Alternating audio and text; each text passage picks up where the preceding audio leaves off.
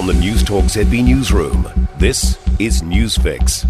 In this update, a child's been taken to Starship Hospital in a critical condition after being hit by a vehicle on Auckland's North Shore.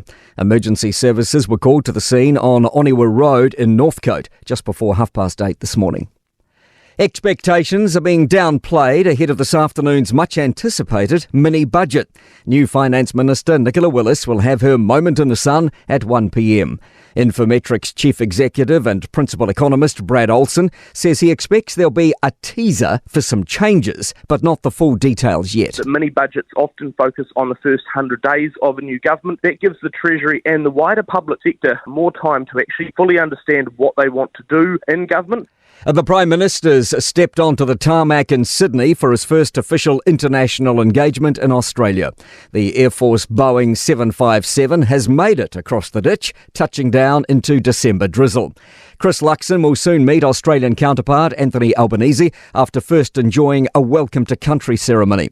The pair will hold a bilateral meeting and then a joint press conference before it's wheels up and back to Wellington this afternoon.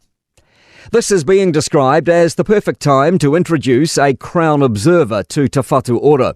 Health Minister Shane Retty's appointing one to Health New Zealand, citing significant ongoing challenges around the 2022 health reforms. Ken Whelan, who has more than 30 years of healthcare executive leadership experience, will start in the role immediately. Commentator Ian Powell says this makes sense given the state of the organisation. The system is in crisis. The structure set up to fund and provide services is struggling. I couldn't think of a more appropriate time to actually have a Crown Observer. Huge excitement in Tairua as State Highway 25A reopens this morning. The vital road was torn in two by Cyclone Gabrielle in January. Paradise Gym Tairua owner Gabrielle Dean says they're putting on a street party today to celebrate. That's news.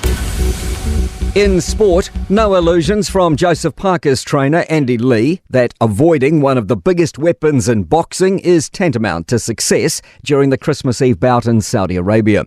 Parker's opponent, former heavyweight world champion Deontay Wilder, has 43 professional wins and 42 of those have come via knockout. Lee says their key objective is avoiding Wilder's right hand.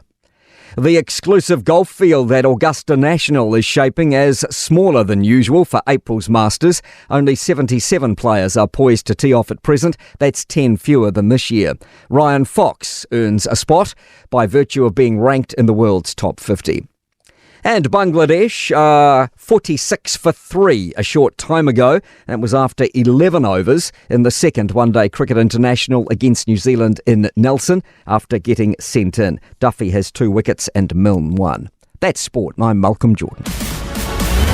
For more news, listen to Newstalk ZB live on iHeartRadio.